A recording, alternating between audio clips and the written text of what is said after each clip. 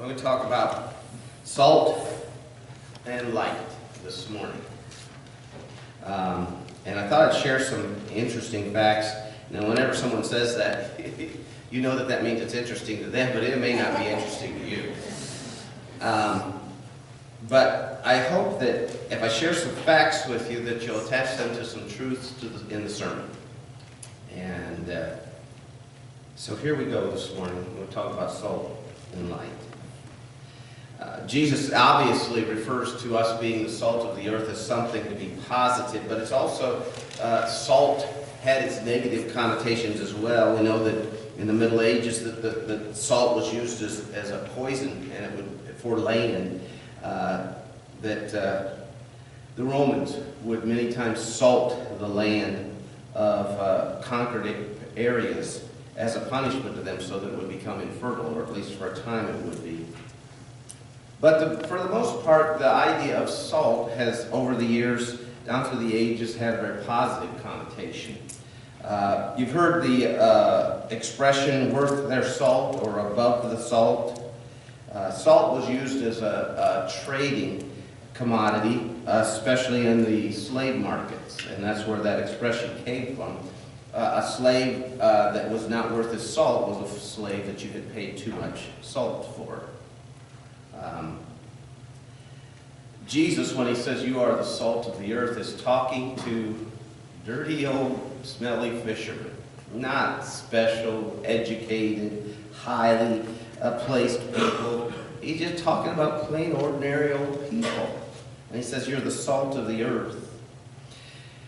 About 2,000 years ago, when the Romans were invading or taking over much of the Middle East and Europe, the term salarium argentium became known because that was a reference to the soldiers' pay, and it was a reference to how much salt they would get.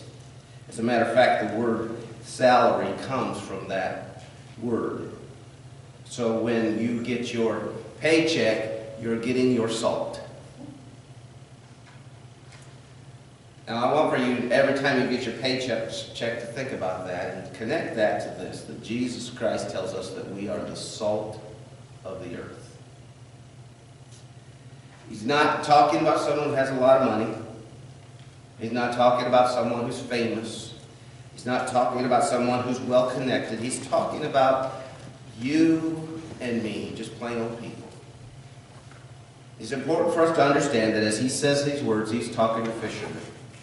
So he's not talking above us, and he's not talking about something that he doesn't expect of us.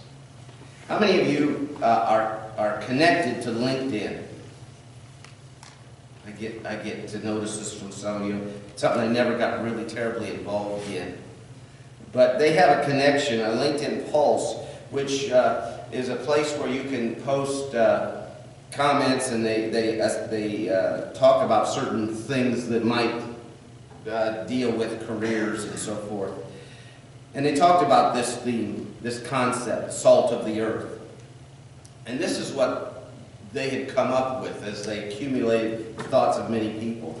That the salt of the earth, being the salt of the earth, it means that your base or core is good. That the principles on which you're doing something, you're basing the things that you do on some kind of principles. And that the primary principle is goodness. And the foundation of everything that you do is goodness. Now that's what the world sees as being the salt of the earth. What does Jesus see? If you'll remember, some of you, well, I'm sure none of you remember, but you might remember from history, with the exception maybe Phil, that Mahatma Gandhi traveled to the Indian Ocean in order to refine salt from the water as an act of rebellion against the English Empire, the British Empire. It didn't mean a whole lot what he did. It was just an act of rebellion because it was something that was regulated. And I suppose as Americans, we know what it means when the government regulates us. The government tells us what we can and can't do. I want to share another interesting fact with you in a picture here. How many of you have seen the picture of Leonardo da Vinci?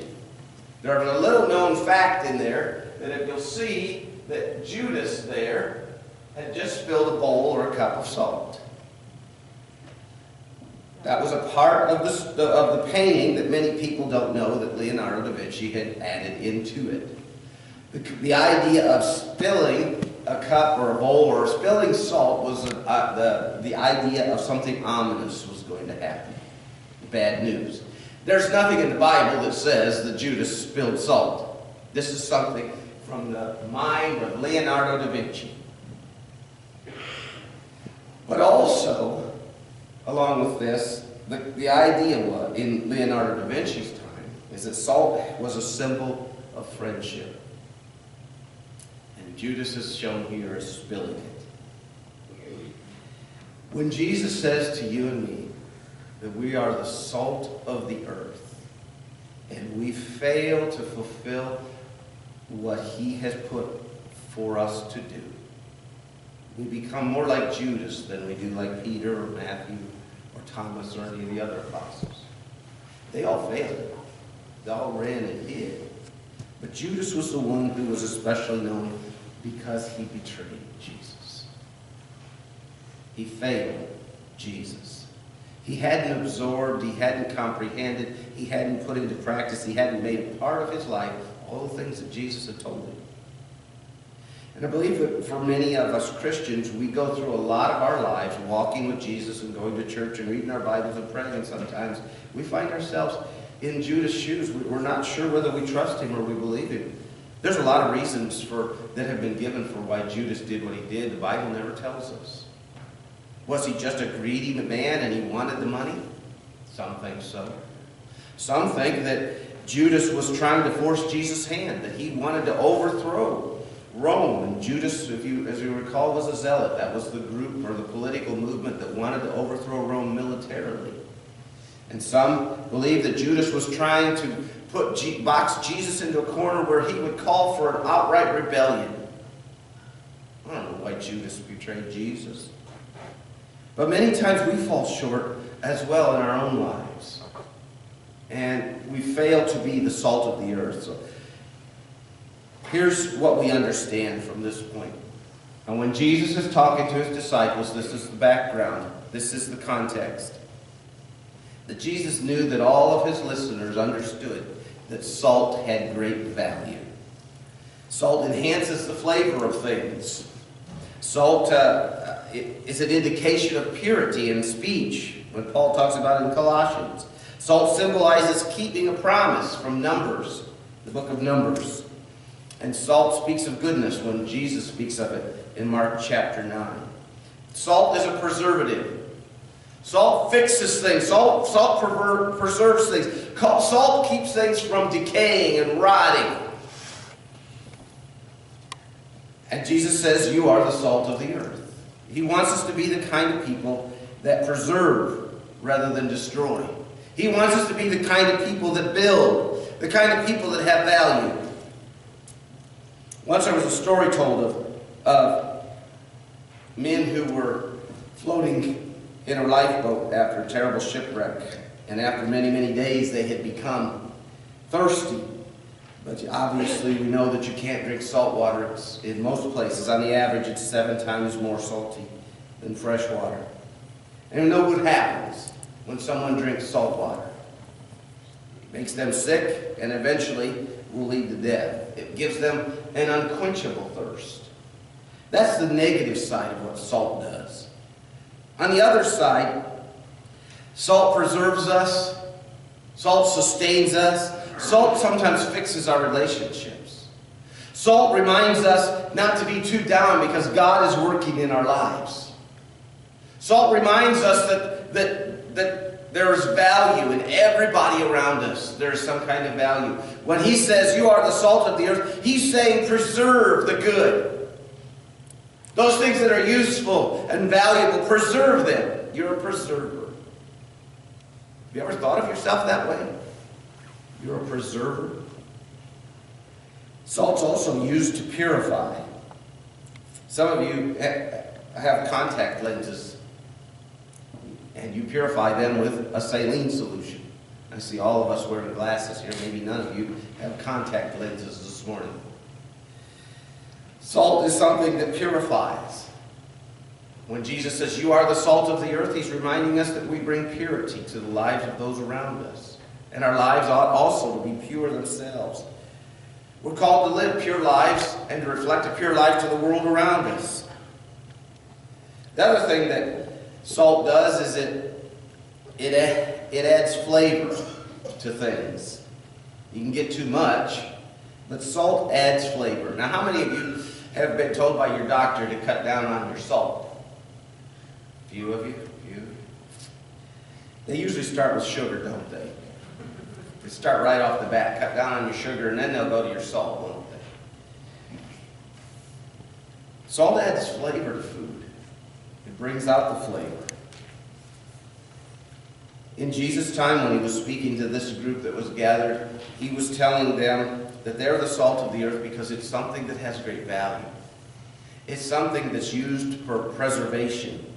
It's something that's the symbol of purity. It's something that adds flavor and value to life.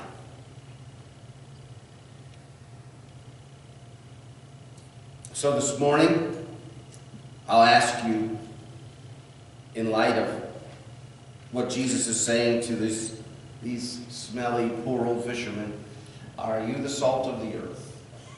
Are you preserving, purifying, and adding flavor to the lives of the people around you? He also says that you are the light of the world. And Jesus at another point said, "I am the light of the world." Isn't it interesting that we are being called the very same thing that Jesus calls himself? The light of the world. Heard a story from a Baptist minister. You know, Baptist ministers love to tell stories, don't they? You ever been to a Baptist church where they did tell stories? Love to tell stories, don't they? Well, a Baptist minister by the name of Don Jones told a story of spending the summer with his cousin. And his older cousin took him and the younger cousin out into the middle of a cornfield at night and then abandoned them there. And they were just small children. And that big, big brother was tormenting them. Have you had a big brother like that? Any of you were the big brother like that? Or the big cousin like that? I was the big sister. You were the big sister that did that, Carol. Well, he left him stranded in the darkest of nights in the middle of a cornfield. How do you get out of a cornfield? Well, when you're an adult, you know that you follow the road, right? If your kid doesn't know that. He tells a story of how scared they were, but they could see a faint light off in the distance. And they didn't know for sure what it was, but they followed, they walked until they found their way to that light. And it was the yard light at their grandparents' house. And they found themselves safe by following the light. He used that as an illustration of how important light is for our lives, to follow the light.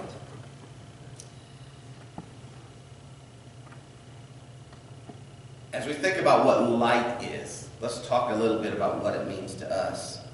We know that it comes from the sun and that it warms the earth, and it also controls our weather patterns, that it gives us the ability to see, that our eyes have the ability to see those wavelengths. It creates photosynthesis so that our plants can grow. On the grandest scale, light interacts with matter. Everything that there is interacts with light. It is the basic structure of the universe.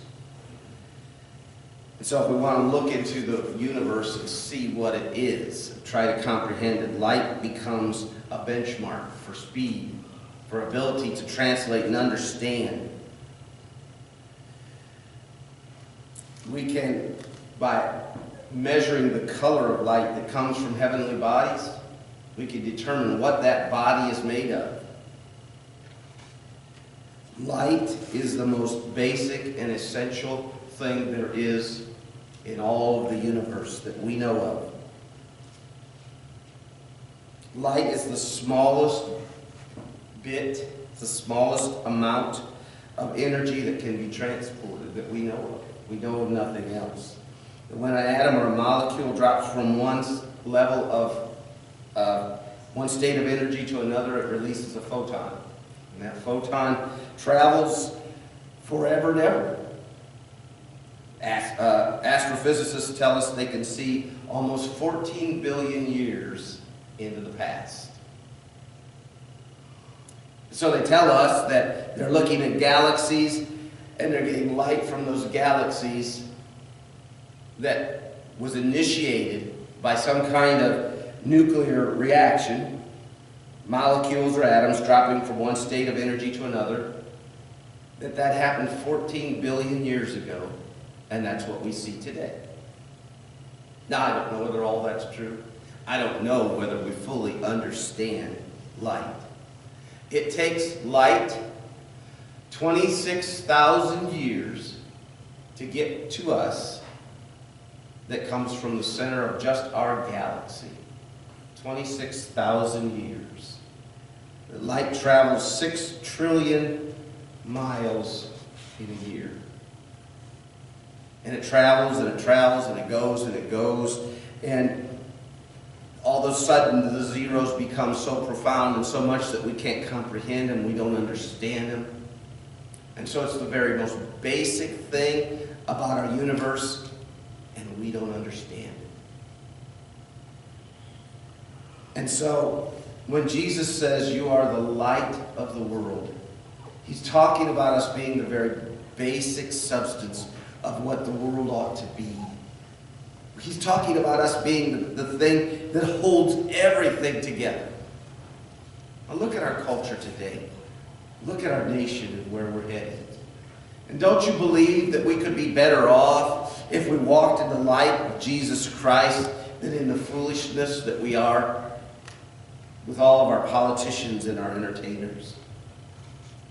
Don't you think we would be better off if we were the light of the world by preaching the gospel rather than the light, trying to be a light as a Republican or a Democrat, or rising above it all, so we think, and being independent? Politics will never save the world. The kind of light that Jesus was talking about will never be shared and never be embraced in the world of politics. It's too important. It's too elemental. It's too selfless. It's too elementary. You see, in politics, we follow after what we think is best, sometimes to the exclusion of what anyone else thinks. But when we preach the gospel of Jesus Christ, we preach what God thinks is best.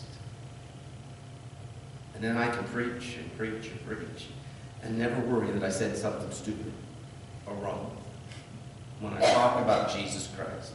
Have you ever known a politician that didn't say something stupid? And as social media becomes more and more prominent, we hear the stupid things they say. And sadly enough, when Christians get in the way of the light that they're supposed to be reflecting, we can say some stupid things too. Jesus says, you're the light of the world. You're the most elemental substance. You are the foundation of everything. You give understanding and you give enlightenment.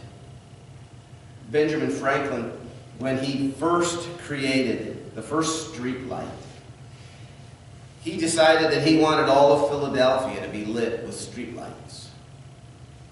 So what do you suppose he did? Did he go to the town council and he say to them, we have to have street lights everywhere? You know how that would work in politics, right? What's a street light would have been the first question they would ask.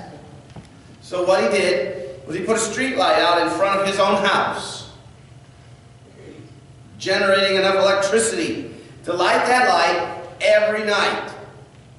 And as his neighbors walked by, they were impressed by his invention, by his creativity, by his ingenuity, by the light that was being given so that they didn't trip over sticks and rocks. And so then neighbor after neighbor after neighbor, neighborhood after neighborhood after neighborhood, city after city decided that they wanted street lights. Christians, we're not going to change the world because we go to the board meeting, because we go to Congress and we say it's wrong to do this or it's wrong to do that or it's right to do something. We're not going to change the world's attitudes and opinions using politics. We change the world by being the light of the world like Jesus was. Keep preaching the gospel is what Jesus is telling us. Just keep preaching the gospel. Keep preaching it and keep living it and let the world see. Because the Word of God is a light for everyone. The psalmist says in the 119th Psalm that the light is our guide. Thy word is a lamp unto my feet and a guide unto my path. Christians, you are a guide to the world. And they may make fun of you, they may laugh at you. But you know what? There's always comes a day when they need you. I am one of those guys that likes to be prepared for everything. I don't like being caught off guard. And so I bought a Black & Decker flashlight with a rechargeable battery to put in each person in the family's bedroom. Everyone had to keep their flashlight charged. Because back in the olden days, the electricity would go out quite often. And when I say olden days, I'm talking about 10, 12 years ago in Monroeville.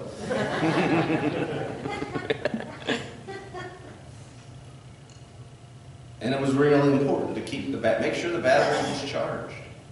Now you can ignore that flashlight all the time. As a matter of fact, it might get in your way under the bed or sitting on the nightstand. But boy, oh boy, when you need it, there's nothing like a flashlight, is there? And that's kind of what the world may be doing with you. You're getting in the way. You're not that important, and they pay no attention to you. But when the world needs you, may you be the light that they can see. Used to be, it isn't there anymore.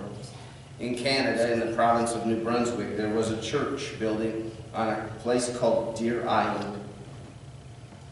And they had built a tall steeple on that church. And since there was no lighthouse, that church steeple became the lighthouse for sailors. That they had found that it was so perfectly located that by following that light, it would lead them past all of the dangers that were hidden under the surface of the water. It was a house of worship. It was a church of Christ in Lord's Cove, it was called. And although it was only a few hundred feet above sea level, it became a light that people who were lost, not only on sea, but people who were lost in their lives were able to find their way home. I know that over the past decade or so, that churches are losing attendance. People no longer want to go to church. They no longer see the value. Some of that is because I believe our churches have forgot to preach the gospel, that we're the salt and the light, and that we have a responsibility and a duty. And it isn't all about what someone can do for me, but what I can do for someone else. Some of it is because of our culture, the way we raise our children, or the way our education system raises our children. Some of it's because of our entertainment. But it doesn't really matter what the reason is. Jesus says to us, just like he said to some poor old fishermen, they weren't great, powerful men. He said, you are the salt of the earth and the light of the world. And that small group of poor, uneducated fishermen changed the world. So he says to you and me today, you are the salt of the earth and the light of the world. So go out. Preserve and purify and add flavor to people's lives. Go out and give enlightenment and guide the world that needs to know Jesus Christ. If you have a decision to make this morning, if there's anything that you would like to do, change in your life, then this morning this is your opportunity. We'll stand and sing. And if you need prayer, you can come forward or find someone close to you to pray with them.